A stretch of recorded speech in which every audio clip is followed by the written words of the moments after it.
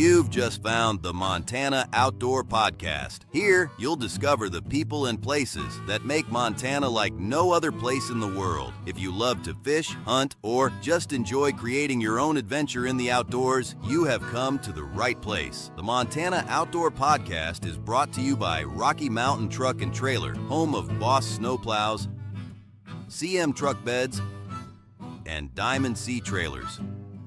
Go to rmtte.com and see everything they have waiting for you online, or just come by 5680 Expressway in Missoula, and by Superior Hardwoods of Montana, delivering the highest quality lumber, paneling, flooring, and reclaimed wood products anywhere in North America. Let them guide you through the woods at their showroom in Missoula on Highway 93 South or at superior-hardwoods.com. Now, let's go discover Montana's great outdoors with your host, Downrigger Dale. Have a great show, buddy. Can't wait to hear it. Thank you very much, Raj. And for those of you that are wondering, hey, that's a new face. Yeah, Manny went on to greener pastures. We appreciate all the work that he did. And now our new announcer is Roger Fishwell, and we appreciate having him and glad to have him part of the team. So thank you, Roger.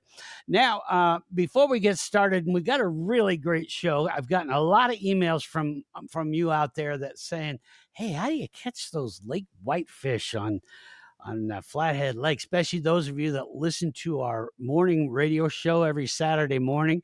And you've heard one of our correspondents, Matt from Fish On Charters, and he talks about catching those whitefish, and you hear the reels zinging and all that, and people saying, hey, how does he do that? I want to know.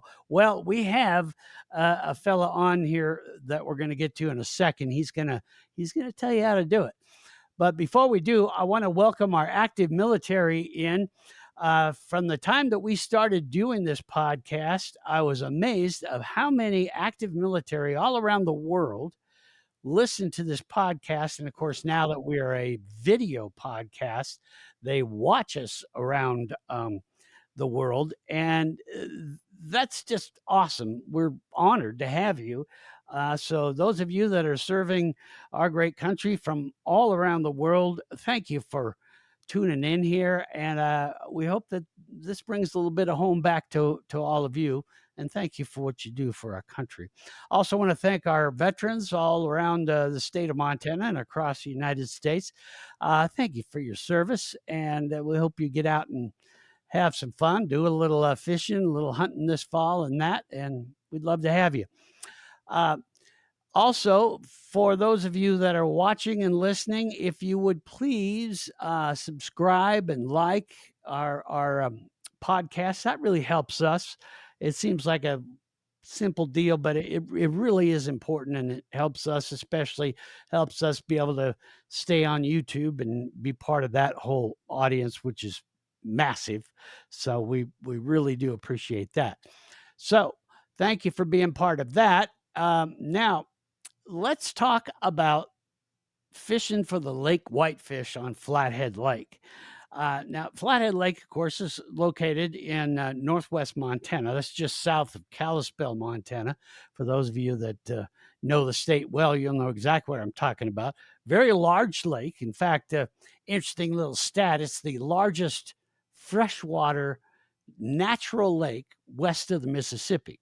Now, we say natural, there are larger reservoirs. In fact, there's a larger lake called Fort Peck in eastern Montana. This is bigger than Flathead, but that's a man-made lake. This is a natural lake. So, but it's a wonderful lake. In fact, I lived on that lake for a long time. Absolutely loved it. Miss living there, but still go up there quite often. But we're going to talk about the lake whitefish, which are commonly referred to as the Lake Superior whitefish by a lot of folks that fish up in the area. And I've had some folks that'll say, why do people fish for whitefish? Why would anybody want to catch a whitefish? Well, what you're probably thinking of there are like the mountain whitefish, which are considerably smaller than the lake whitefish and are not really considered a great eating fish. Now, I have had some people that do catch them and eat them, but there's a lot of people that go, nah, those are more like just a bait fish, a forage fish. So a lot of them don't eat it. It is still a whitefish. There's, I think, what, 3 or 4 species of whitefish in Montana. The lake whitefish is the largest of all those species, but it also is an incredible eating fish. It is just delicious. So, to give you an idea how popular the lake whitefish is, it is actually the most valuable commercial freshwater fish in the country of Canada. That is like their one of their main staples for eating. And as I mean, there's commercial fisheries out there that get them in Canada. Now in Montana, it's been slowly but surely catching on Flathead Lake as people are discovering this great fish. Um, One, because they're delicious, and two, they're also amazing to catch. They fight hard and do all that. So that's why I wanted to bring in Ross Tate. We affectionately call him the Whitefish Whisperer of Flathead Lake because he's damn good at catching these things. So, Ross, welcome to the program. Thank you so much for coming on again with us. Oh, you're very welcome, downrigger Dale. It's a treat. It's an honor to be here, and thank you for mentioning all of this to the servicemen. I totally appreciate that immensely. Yeah, it's important. They do such an incredible Yeah, service for our country. Now, Ross, is it the flavor of whitefish that you think is really starting to catch on, or is it the way they fight that's got everybody so excited about them, or is it kind of a little of both? a little of both, but a lot more of the fight is the sport of catching them and pound for pound.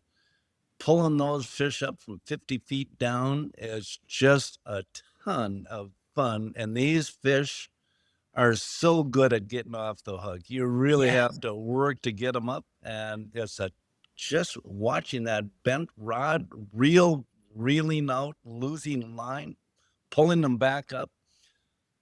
It's a lot of fun. I know people that just some people eat them, some people don't, but it's so much fun. The capital F word, FUN, is yeah. so much fun. It It really is.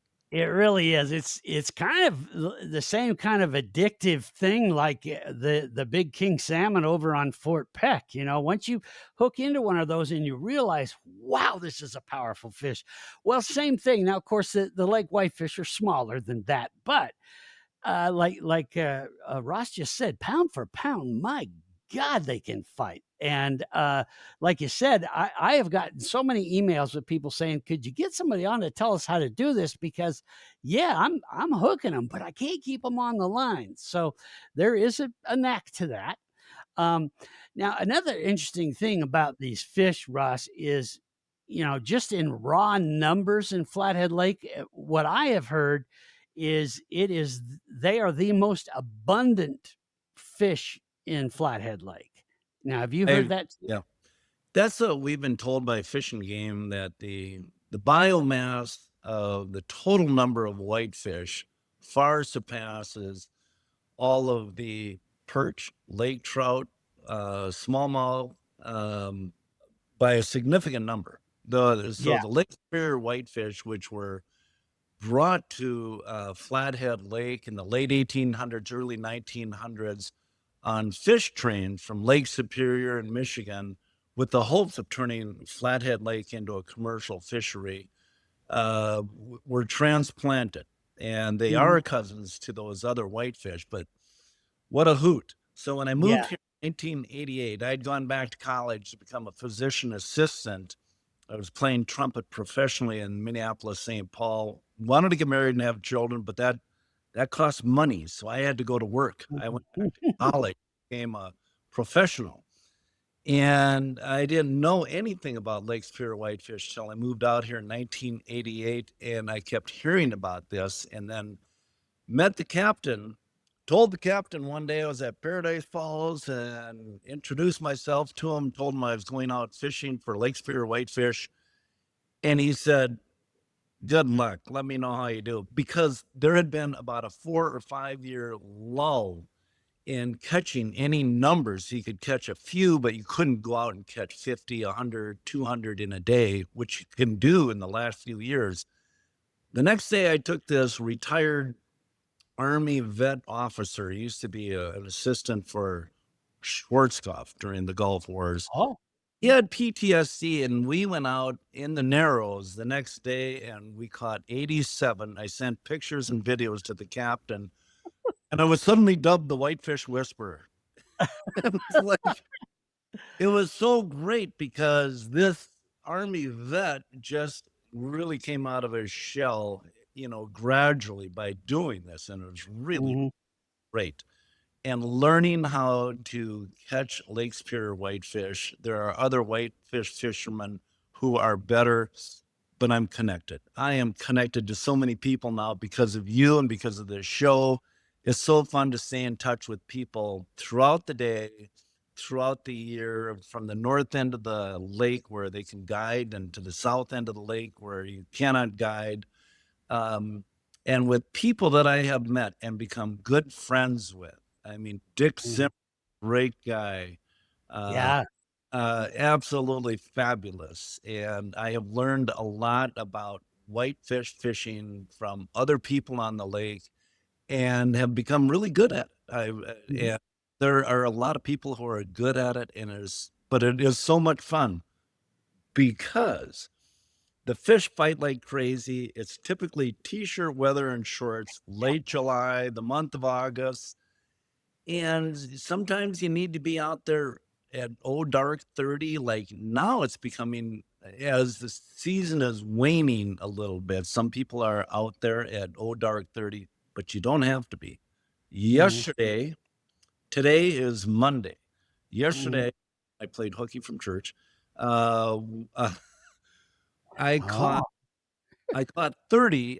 It was so windy in my little boat. I couldn't quite get out into the windy. You need the bigger stuff to be safe on Flathead Lake. But I was catching whitefish at 2:30 in the afternoon. So it's not Yeah. just an early morning bite. It can be, but it doesn't have to be. Mhm. Yeah, they're kind of a mysterious fish. One of the things you brought up is, it's the largest biomass. In other words, it's the most abundant living thing in Flathead Lake, yet Oh, there's yeah. only a few times a year that you can catch them. Then it becomes very, very difficult, if not impossible, to catch them. And it's kind of like Bigfoot or something. I mean, they just disappear, and you wonder, well, where the hell do they go, and why won't they bite? So what is it about it? I have heard that what triggers them to bring them in where people can find them and catch them is because of the perch fry uh, hatching or whatever. Am Yeah. I right about that? Yeah. Yeah. And it's fun to speak with some of the biologists and people who've been around that say exactly that the season goes off, the perch fry from this year, when there's a good perch hatch and the numbers are high and you can see them coming in late May, early June, the middle of the June, you can start to see these bait balls, and they are baby perch that are high up before they decide to descend down, that they get strong enough to get down into the weeds. That this year's perch hatch and the perch fry are what the whitefish, they come in to feed on them. And that's what these lures are replicating, are the baby perch in numbers, Mhm. large numbers. And, the whitefish have no teeth. They kind of have this round, soft mouth, kind of like a sucker, slightly angled downwards. So they can suck in a lot of them. So sometimes when you pull in a whitefish, they may spit out a few 20, 30 baby perch. Some of them might still be alive. But that's exactly correct. So that's something triggers them to coming from feeding on uh, different foods, small like chironomids, small insects, and that season, kind of like elk, when it becomes that time of the year, these fish, when that what perch fry hatches really good this year, it's going to be a good bite. And this year, Mhm. This year, for some reason, the bite started early, middle of June. I caught my first great big whitefish June 14th in the Narrows on the south end of the lake. And I called up Zimmer, I called up Matt from Fish On, and I said, you guys, I think it's starting early. It might be a gigantically big season.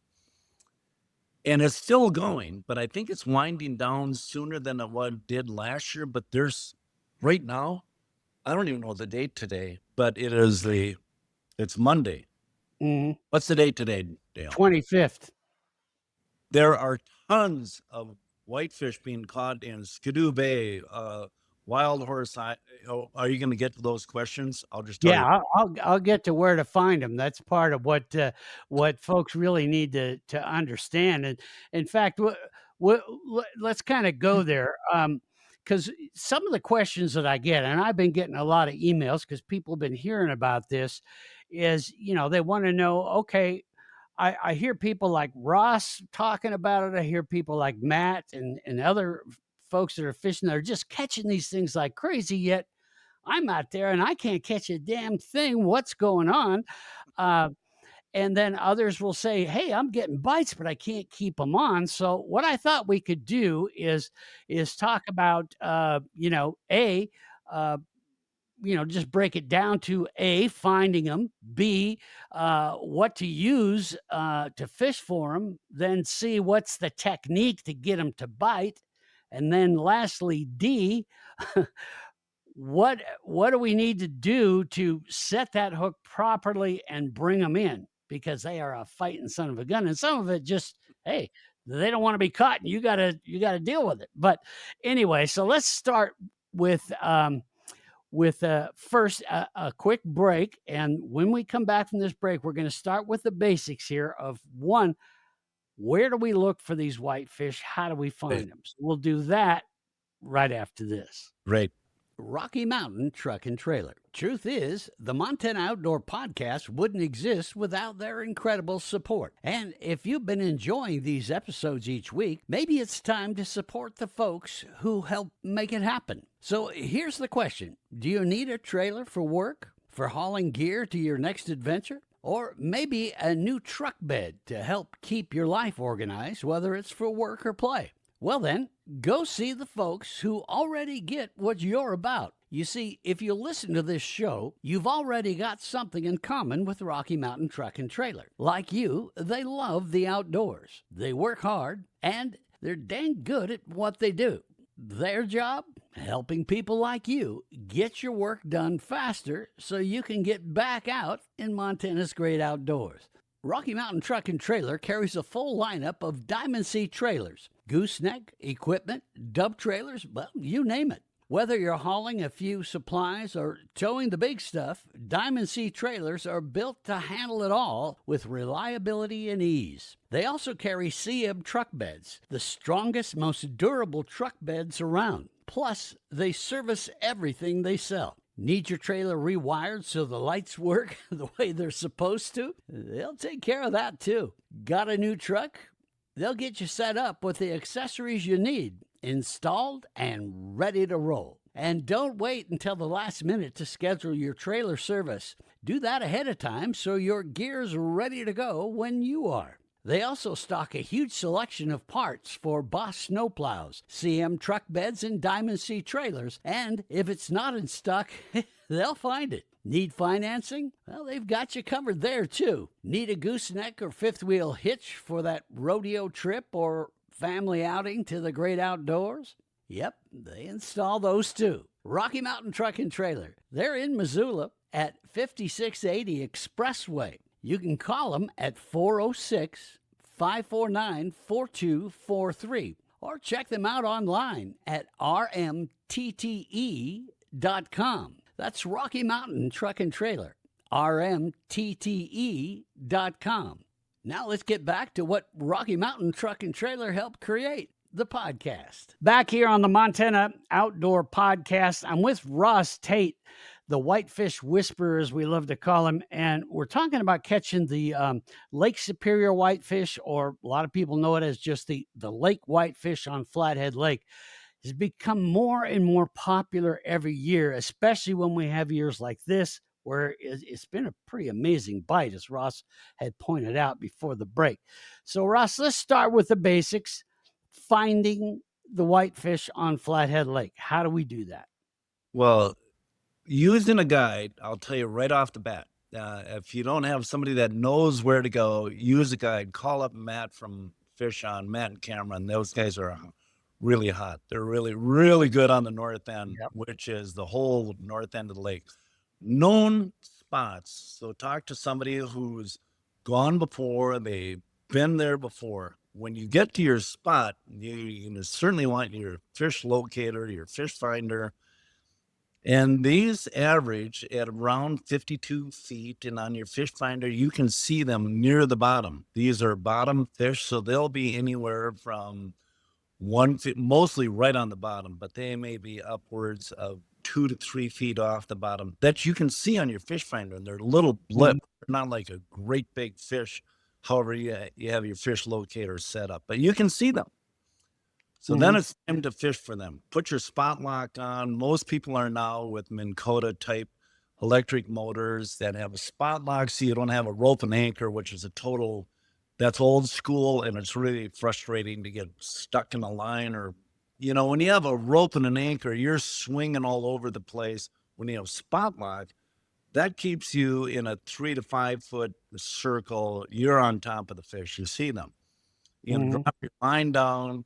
You get with your lure on, and you're going to jig a little bit on the bottom, and then every so often pull up and really set hard. And that's the typical motion. A little bit of jigging, maybe set it on the bottom, feel the bite. If you feel them nibbling with your braided line, monofilament the whole length will not work. You need to be able to set the hook quickly. So on your setup, from your reel to the rod that you're using, to the braided line, to the lure. And do some people put monofilament the last 3 to 5 feet? Yeah, they do. Monofilament line tied to your braid, and then onto your lure. Not required. It's a little bit of an advantage, but getting on top of them once you've located them, now you're going to jig right on the bottom. This is not a trolling. This is not a casting. This is what we call dead stick jigging.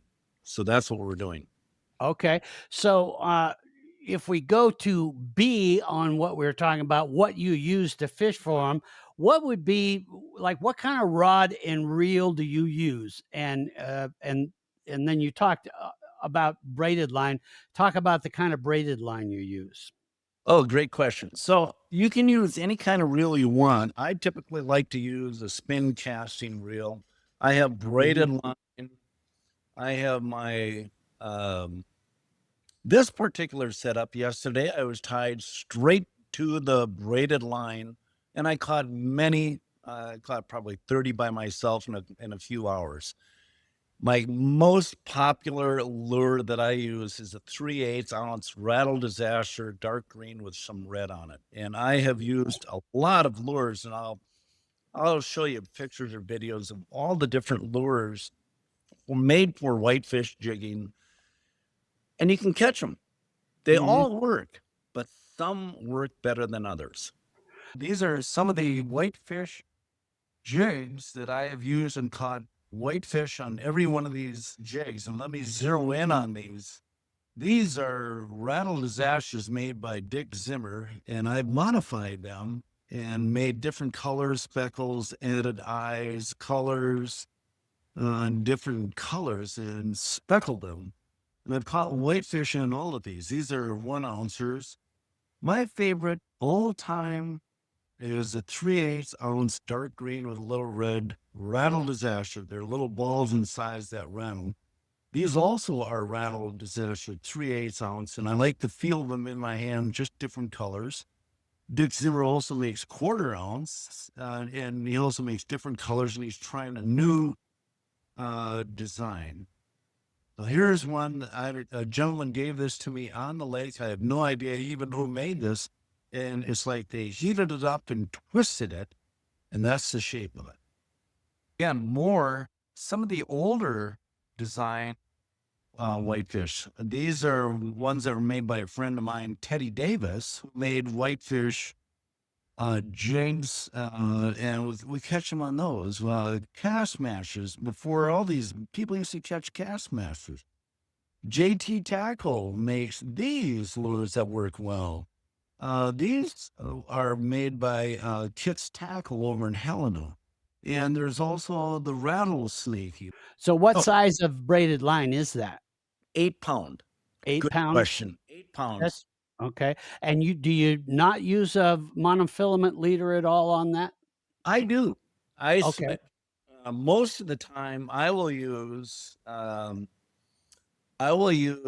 this particular setup is my most common setup, which is braided line tied to monofilament. This is monofilament. Then I use a Dick Zimmer ready to go setup, which has a fly. Okay. See So that? that monofilament, how much leader are you using before you go to that lure setup? 1 arm length, 5 feet. 1 arm. Okay. About 5 feet. All right. Yep. And the reason being, if you think that the whitefish are sensitive to the sight of braided line, then go and put on about 3 to 5 feet. Anything much more than that, you might start to get stretch in the monofilament when you go to set the hook. It's got to be a quick set most of the time with little stretch. Braided line, stretch. That little amount of monofilament tied to the end of the braided will make very little difference on the stretch. You'll still be able to set the hook.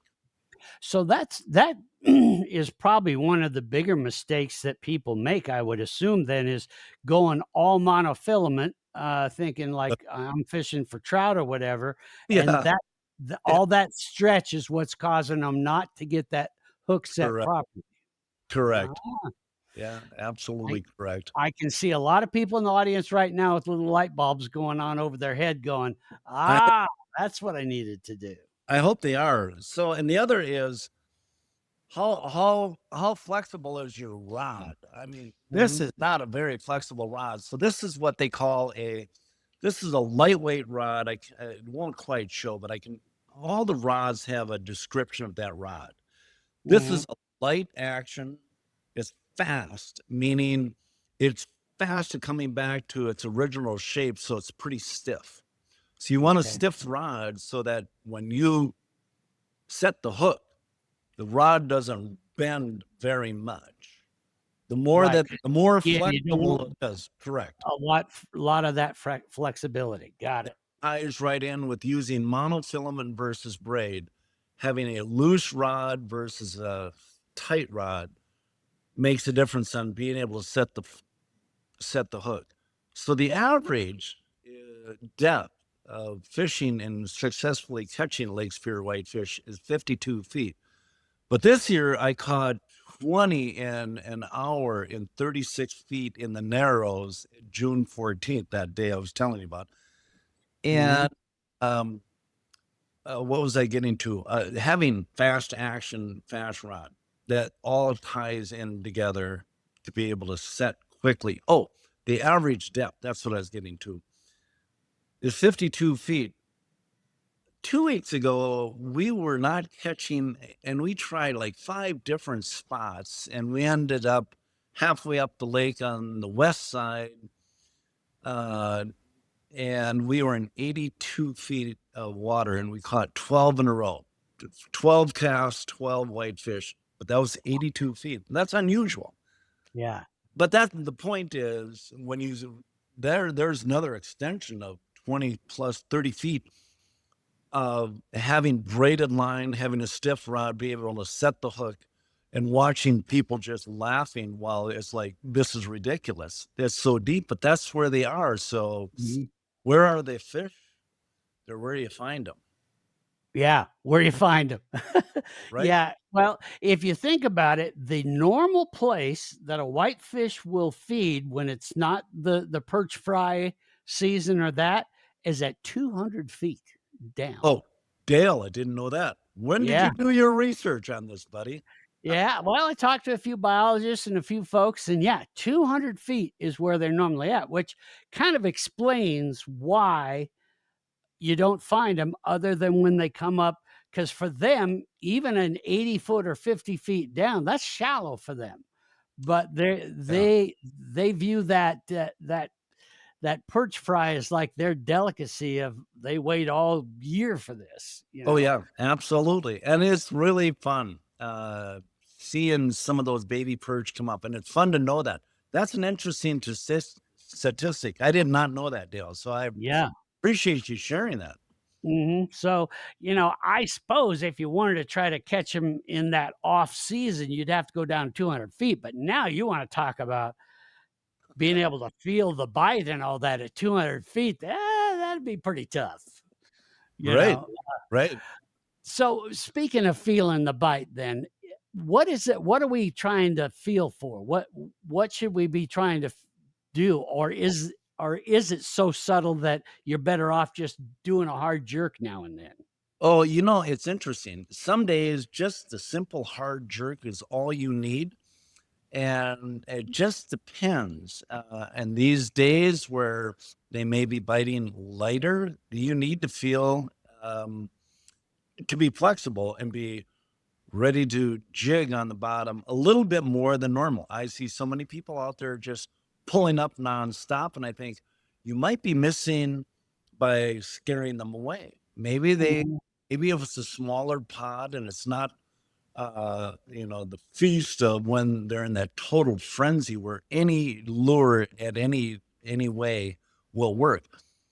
When it starts to become a little harder, then you want to have your options of being able to just pull up versus jigging a little bit on the bottom. And people get into a habit of just pulling up, but I think being able to jig and have a little patience to feel that bite. Maybe they're spinning around it, trying to pin a perch on the bottom of the lake, and they haven't quite bit, and you can feel that. Then you can set the hook. Mhm.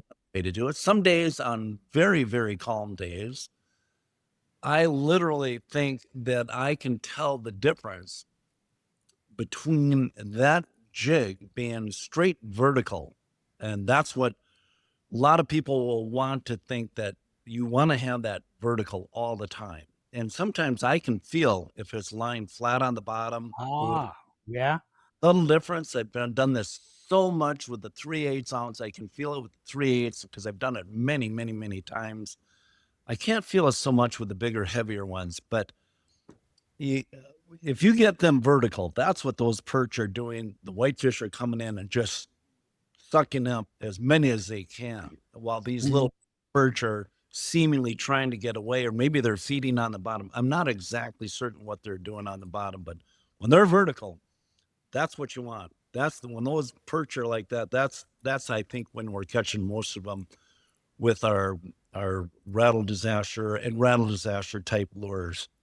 Well, and that's important for folks to remember is th how that whitefish bites, and that might kinda help you visualize because, as you said earlier, Russ, they don't have teeth. They're sucking that whitefish in or Right, even at sometimes pinning it down. So right, that's why, you gotta let it get into their mouth in some ways, almost a little bit like a walleye. A walleye will suck it in, and so you gotta let it get in that mouth and then pow. So how hard are you jerking it once you decide you're either just gonna do that random jerk now and then, or maybe you feel that subtle little deal? Are you really laying into them or what? I'm laying into them Okay. all the Mhm. time. You feel that you're laying into them hard. You're getting your shoulders having fun. Ab- Okay. All right. So now we got him. Now, once the hook is set, you've really laid into him. So now the fight is on. Is there anything that we can do in bringing that fish in that's going to help him stay on, or is it just it's up to you and the fish at that Oh, point? most of the time you watch the guys. Some people reel them in as fast as they can. I got a couple buddies, Stu and my buddies. They get them in because they are in for numbers. But The main thing you always have to do always is have that rod bent so there is no slack. If you have slack, they are off. They are professionals at getting off the hook. So Yeah. whether you want to have that rod bent and reel them up, pull them up, let the rod go down and reel as you're going down, pull up, reel as you go down. That's the most common technique that I see. One thing, in addition to this, many people miss the bite on the drop. And what I'm, Okay. in other When you're words, when you're letting it out. when you pull up, don't let it just go loose and fall down. When you pull Oh. up, I say, let there be a little tension. So if you're getting a bite as it's dropping down, you'll feel that. And then you can try to set the hook. So missing the bite on the drop is a common occurrence that I see it. And I think you'll catch more whitefish when you get to the top of your set or attempted set, solid on the line dropping down. And be prepared, because a lot of times, many times, as soon as that lure hits the bottom, they are on it. Because again, you're emulating the perch, and they know, okay, my best way to get that food that I want is when that perch is busy with whatever the hell they're doing on the bottom. I'm coming at them and getting it in. So, yeah, that makes total sense. So when you're doing that jig motion, don't ever have the line slack. That's correct. I I propose that all the time to people. I think Mhm. so. Yeah, some fishermen refer to that as a lazy jig action, where you're just doing that quick drop and just letting it go down itself. You want to be in control of that lure all the time. Absolutely, you want to be in control. That's totally correct. I Mhm. totally agree. There you go, Wild Horse Island right there. On your cup. Um, now, w- when you've got a mess of fish in, which by the way, the limit is what, 100 a day, right? No, it's not. It Oh, it's changed not. this year. It is 20 per day per person on the north Oh, of the okay. lake, and 50 per day per person on the tribal water, which Okay. is about the lake is about divided equally in half, north to Mhm. south. So, Yeah, but and that's important to remember, folks, is if you're gonna fish the entire lake, you're gonna need 2 licenses, right, Russ? You gotta have the correct, normal FWP conservation license and fishing license, but then cor- you're also gonna need the tribal permit. correct. And I do both. I have no Yeah. problem. That's just easy to take care of. It's like $20 if you're only going to fish on Flathead Lake. That's a ton of fun for 20. Mhm. That's hard to beat. Yeah, yeah, and I do the same thing, because the thing you never wanna have happen is you go, "Well, I'm just gonna get it for the north end of the lake and not have to worry about buying the extra permit for the south end of the lake," and then all your buddies call you and go, "Man, they're biting like hell down here in the south," and you're going, "Damn it, I don't have that." Yeah, So, yeah, get the whole thing, it's worth it, and you won't kick yourself for not having it, correct. so You can do that right online. It's easy to do. You can do it moments before you leave the house. Nothing to mhm. We're so. gonna take one more quick break, and when we come back, Ross, I want you to spend a little time just talking about Flathead Lake itself and some safety precautions for people that may be used to fishing on smaller bodies of water and shallower water, and that there are some things to consider on Flathead, because we don't want anybody to get into some trouble out there, because Yep. it can happen on that big lake. So we'll do that when we come back right after this. All right. You know, they say they don't make them like they used to, but at Superior Hardwoods of Montana, that's kind of the whole point. This isn't just a lumber yard. We're talking about 11 acres of reclaimed wood. Wall paneling, flooring, trim, beams, slabs, you name it. Every single piece has a story behind it. Old barns, historic homesteads, long forgotten factories. This wood has been places, and now it can be part of your story too. Maybe you're building a home, remodeling a room, or just putting together that dream project you've had on the back burner. Superior Hardwoods of Montana can help bring it to life. They can even custom mill it to fit your exact vision because real craftsmanship never goes out of style. And here's the thing, you're not just getting character and beauty when you choose reclaimed wood, you're reclaiming American history. You're giving something old a brand new chapter with values that never go out of style. Reduce, reuse, recycle. Whether you're a contractor, a weekend DIYer, or someone who just loves a one-of-a-kind piece of wood, Superior Hardwoods is open to the public and ready to help. Exotic woods, live edge slabs, pre-finished and unfinished flooring, it's all in stock and ready to go. Need help picking out the right material? Just ask. Their team has been doing it since 1977, and they know how to guide you through the woods, literally and figuratively. Swing by their beautiful showroom at 5120 Highway 93 South in Missoula, or check them out online at superior-hardwoods.com. I promise you, you'll leave inspired. That's Superior Hardwoods of Montana. Local, knowledgeable, family-run, and ready to help you build something that lasts. Let them help guide you through the woods at superior-hardwoods.com. Superior Hardwoods of Montana. Go see him. Back here on the Montana Outdoor Podcast, Ross Tate, the Whitefish Whisperer, is with me here, and we're just having a great time with Ross. He's given us fantastic information about getting these whitefish, which, by the way, Ross, do you like to eat them? Are you a Well, that's why they're so much fun to catch, but I love eating them. The very first ones we caught, we ate at our friend's house over in Elmo Bay, and I thought, oh, this is incredible. Yeah. Catch 100 a day, and they taste great. They're kind of like it's a white meat, cooked well. It's flaky, Mm-hmm. and it's kind of a cross between halibut and walleye. A little drier, goes well with many other foods. And in the Midwest, they have fish boils at hotels and places that you stay on the lake where they will blanch all these vegetables with these big chunks of whitefish. And it's just so good.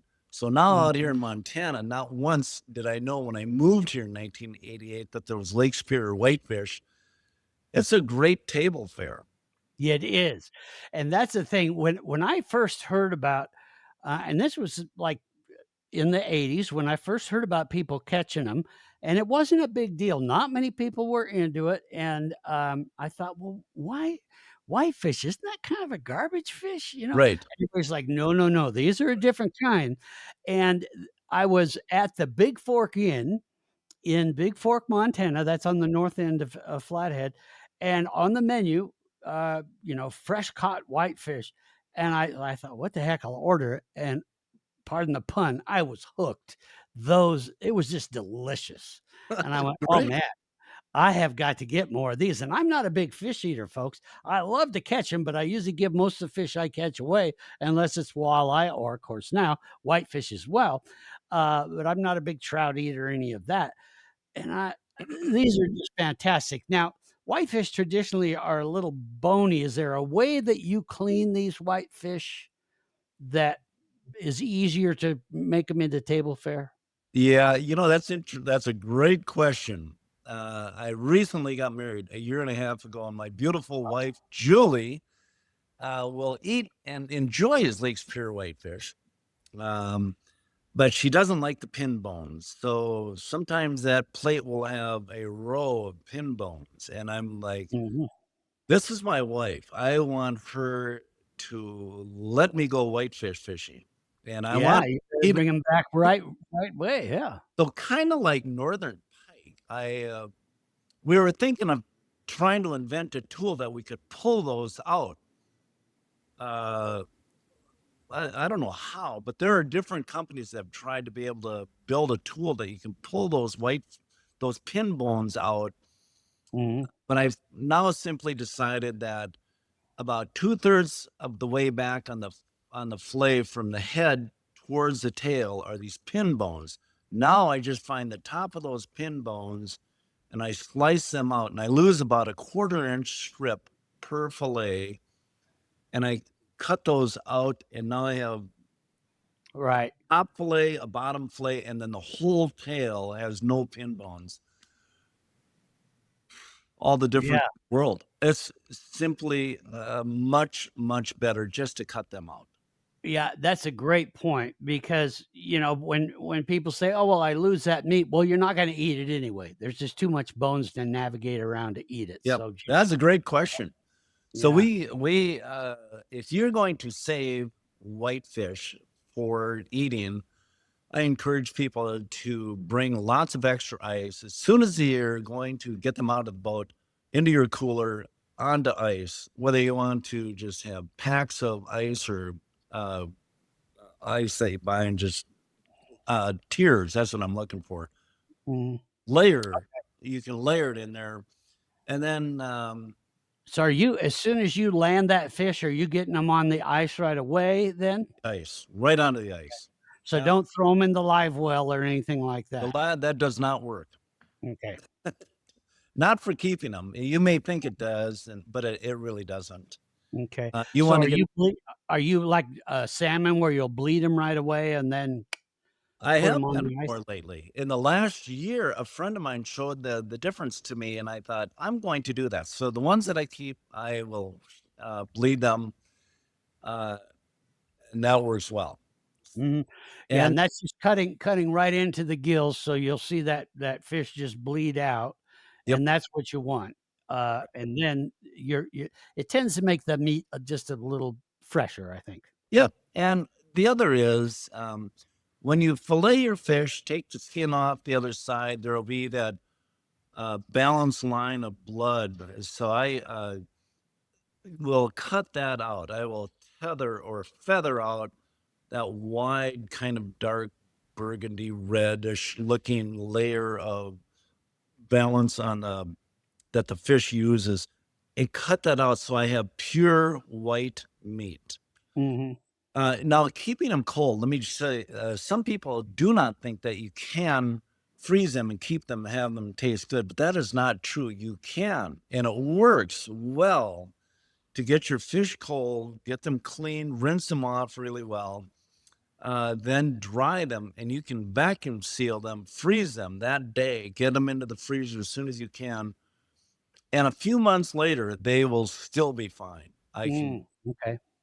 Um, there are those that say that's not true, but I have done this many times, many times. Yes, you have.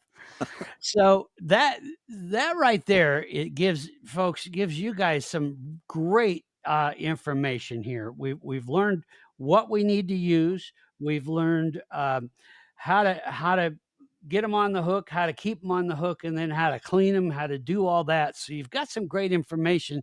Now it's going to take you a little learning. I mean, you're not going to bring everyone in, and still a lot of people that fish for these and have for a long time will tell you still you're probably going to lose more than you catch.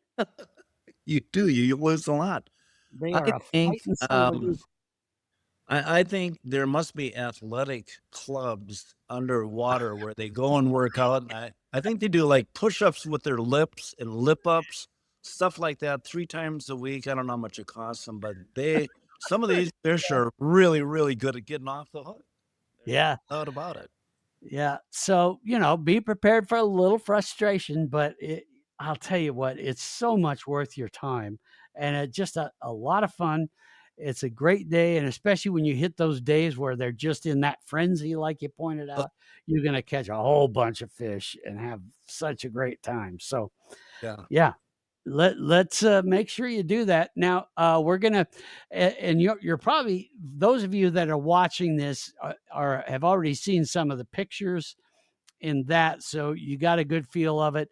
Um, if you want more pictures than that, just email me. I'm more than happy to send you, just the raw pictures.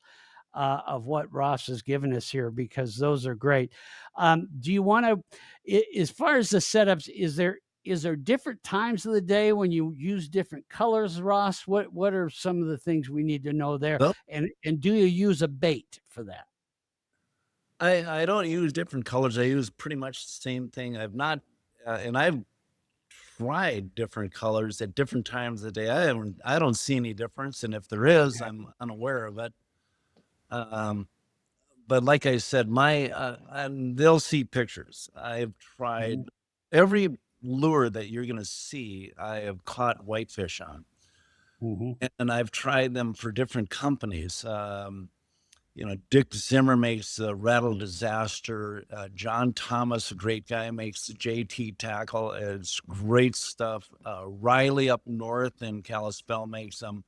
I even have some that Kit's tackle that Kit and Trevor have given me to try out, and I've caught whitefish on all of them. mhm. There are just some that are best in my hand and my personal experience, and everybody can excel at different things. So for me, you're hearing Ross Tate's personal slant on what Sure. look I like. My technique is the same as everybody else. Go out, find them, jig on the bottom, set the hook, get them, bring them up. And if you're going to keep them, great. And it's not unusual to snag one now and then. Like Mhm. probably 25% of the time I will see them snag. So I think the captain and I have composed a song called I've Got a Whitefish by the Tail. And I'm not saying the rest of it. You'll have to call me personally with the tail, give them my contact information if they want to hear the real composition. There you go. Yes, one of Ross's hit songs about whitefish. Right. Yeah. Well, and sometimes you're right. You can't help but snag them because they get in that frenzy and you're, popping it up and boom, all of a sudden you got it. Those are hard to bring in if you get one by the tail, though. That's correct. You're in for almost an You can impossibility. sing the whole song by the time you get up. Yeah. Well, what have we missed here? Anything that else you want to tell us about, Ross? Oh, About go with friends. It's a lot of fun. It's a great social event. It really is. Mhm. And I think, just lastly to touch on it again, you gave some Oh, great advice earlier, and that is using a guide is probably one of your best ways of learning how to go after these fish. Go mm, out with, like you say, with Matt at Fish On, and spend a day or two with him, and you're going to get a really good lesson there. And watch and practice it, and he's going to be able to tell you, right as you're doing it. No, next time try this or that. Then you've got it down, and that's going to speed up the learning curve. You don't have to. You can just go out and try to teach sure. yourself, but that will speed the learning curve up a lot. And I love talking with Matt. Matt McComb's a Yeah. great guy. We share He's a in, good teacher too. I mean, oh, he's great at teaching you how to do it. he is. He's a great guy. I totally love working with him. So, a lot of fun. Yeah, Oh, I've here's the other thing, Dale. I was going to tell go you ahead. this year, I think 3 people have drowned on Flathead Lake. Flathead Yeah, Lake that's the is, thing I wanted to get into. I'm glad you brought that up. So talk about some of the safety concerns about fishing on Flathead Lake. uh, keep your eyes open for wind. Wind is the deal breaker for me. I have a smaller boat, looking at a bigger boat. But I always, and I encourage everybody to wear a life preserver. These they sit on they sit on you, they strap around your waist. I put them on while I'm getting the boat ready, while I'm still at the boat launch. I don't even know that I'm wearing it, but it's the Yeah. kind of life preserver. And a friend of mine who was a retired Navy SEAL was wearing one last summer, and I thought, why are you wearing one? He said, if you hit your head on the boat, I can't swim. If I'm conscious, I could swim a mile. But Mhm, these kind of life preservers are the smartest thing you will do for for yourself, for your family, but for your mhm, spouse, your everybody. When they inflate, your head is above water. You will, even if you're unconscious, you'll still be able to breathe air. So mhm, number one, keep your you keep aware of your surroundings. Flathead and Fort Peck are two bodies of water here in Montana that are scary when it becomes windy. And they are more than whitecaps at 15, 20 miles an hour. 20 miles an hour, now you're getting this rolling, dangerous type of water. So uh, having the right boat, having a life preserver, but having the smartest tool you have, the best tool to have is your smarts. Be Mm, aware of your surroundings to be safe, have fun, but you have to be safe on this water. There's no doubt. mhm. And the other thing to remember with Flathead is it is a very cold water lake. And even though, it's sticking your hand in it after it's been really hot, you go, oh, that's not too bad. You Uh, get a little bit deeper and it is cold water. And I don't know if you yeah, folks listened to when I had the Coast Guard Auxiliary we did a podcast and we spent some time talking about that. When you hit that water and submerge your whole body in it, one of the reactions is it causes you to gasp really quick, and you can pull a lot of water in that way and cause all kinds of problems. Again, having that life jacket on, no matter how powerful a swimmer you are, that's going to keep you safe until you can get pulled out of the water. Because correct. we've had people die even with life jackets if they fell off a boat and no one knew they had fell off and they're just in the water, they can die of exposure. So it is something just Yep. to, I don't want to scare people from not going because there's a lot of days. Flathead's great, but I when I lived on Flathead Lake, I had a very large boat. It was almost 35 feet long, Mm, very large, wow. and I have been out in storms on that lake where I have completely buried the bow in waves on that big of a boat. Oh, So but then that you know from personal experience what I'm yeah, talking. yeah, and I have also had the unfortunate experience of helping search and rescue and that of finding people that have passed away in the water because I had such a big boat and it was stormy days, and they asked me to go out to help Yeah. find people and that's a very sad situation. I My worst situation was I actually had to pull an entire family out that had passed Oh, away. oh, I'm sorry to They hear had that. Well, it's they had good to gotten have, thrown um, out of the boat. So yeah, you there gotta if you're safe, you're gonna have a great time. I'll just finish on that and just say there is a phone number. I'll need to pull that up, but it's Flathead Lake Rescue. If you ran out of gas or your motor quit working, you're out there by yourself, or you don't see many people around, you don't have a horn with you, which you should. Mhm. It's good to have that Flathead Lake Rescue phone number. And if you want, I'll get that to you, Dale. Yeah, yeah, and I'll in the links in the podcast description, you'll see it whether you're on YouTube or wherever. Usually, it's kind of just below the video, or if you're listening to the audio version, it should be just right around in that area. If you click on it, it'll say like more. When you click on it, it expands, and you'll see an area that I always put that says links, and on that will be some links to like Zimmer Tackle for example, for this podcast, Zimmer Tackle. We'll get some for the rescue. I'll put a bunch of useful links for you in there, and yeah, that's really good. I'll put the link to the Coast Guard Auxiliary. They do operate on Flathead Lake, and they can also But give you some great advice on being prepared. And the other thing they do is they'll do an incomplete boat check for you for free, and right. they'll go through your boat and your safety equipment and show you how to use it and what to do, and you can schedule that with them, and that's really helpful too, just so you know you're set to go. That increases the fun value by going and Yeah. know that you're fully prepared in every normal way. So, Mhm. you know, being on Flathead Lake when it's calm and beautiful, I believe Flathead Lake is one of the most beautiful spots in all of the United States of America. It's just stunningly beautiful.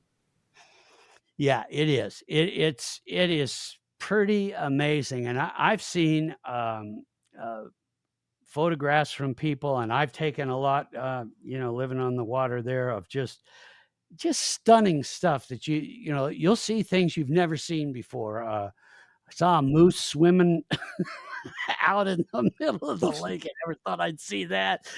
Wow. There's a bear one time was swimming out there.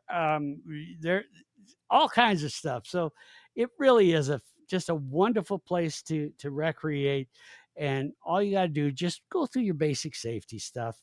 I love those new life jackets. You Yeah. saw it on the screen that Ross was talking about there. Um, in fact, here, I'll put it up again for you. So you see that life jacket he's wearing. He's also holding a beautiful whitefish in his hand there. But that is a great, very comfortable thing. Not really suitable for little kids, but for adults, that's a fantastic piece of equipment. About how much does one of those cost, Russ? Do you know? $80. Go to Oh. Shields. In Missoula, go to Shields. Missoula Shields has all the whitefish equipment. The other store is not so much, but Shields has really embraced the whitefish fishing equipment that you'll need. The lure, the braided line, and totally into it. So thank you, Shields. They do a great job. They have everything that you need, that all of what we've talked about. Yeah. So those are, you get all the gear, you're ready to roll, and then just be ready to have the most fun you've had in a very long time. And you will have a lot to eat if you get into one of these frenzies. It is not uncommon for each person to take home their limit. So Well, that's interesting you say that. I've taken people that got so excited at such a turn on they couldn't stop, and I'm saying, how many would you like to keep? And they're like, all of them. And yeah. you sure? Because after about 20, you'll be thinking, why didn't I listen to Ross? Because I now have another 87 more fish to clean, and that's a Yeah. you can always come Remember, back. you are going to be more. cleaning those, right? Yeah. Right. So All right, sir. Well, I sure appreciate all your time that you've taken here, and all the great advice. Um, if folks have other questions for you, is it okay to put your email in here and let people email you? please, I'd love to Okay. hear from them. It's always fun to share and meet new people and get turned on with it. And it's fun to share with people that are out there. It's a network of people that I've become very familiar with and very grateful that I can stay in touch with them, because some days it's just like, hey, how are you doing over here? Are you over there? I don't know, what am I doing? And it's just like, it's wonderful. It's just a great group of people, whether you're brand new or a seasoned veteran. Everybody I've met on the lake, it's just been wonderful. Well, in that podcast description, I'll put that link too. And I make it real simple for you. You just click on it where I say, click here to contact Ross, and it'll actually open up your email program and pull the email right up, and it's all ready. And then you just send him an email. So Perfect. we've got all that. And yeah, get out there and give this a try. About when do you think it typically is the season's over? You say it might be winding down a little now, but is there still time to get some good whitefish fishing in, you think? For another 3 weeks is my bet.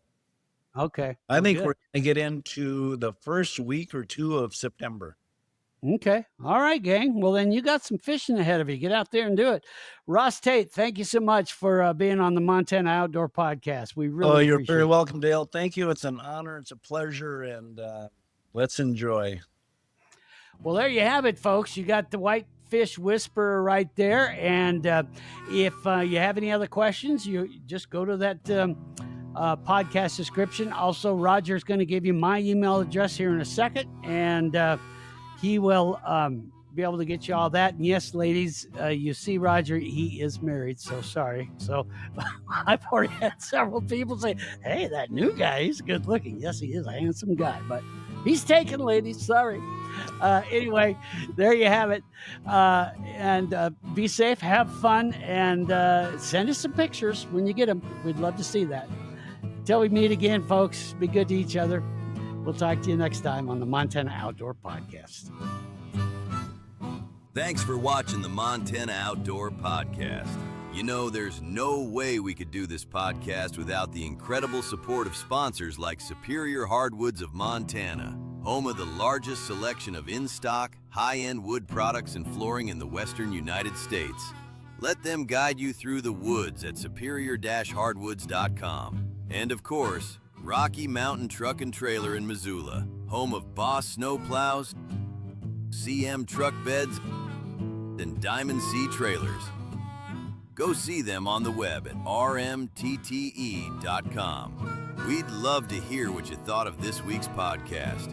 When you get a minute or two, shoot us an email and tell us your thoughts. Same goes if you have any questions for Rigger or this week's guest. Just send your questions or comments to downrigger@montanooutdoor.com. Hey, don't forget we should be dropping a new podcast this next Saturday. Until then, gang, we hope to see you soon out in Montana's great outdoors.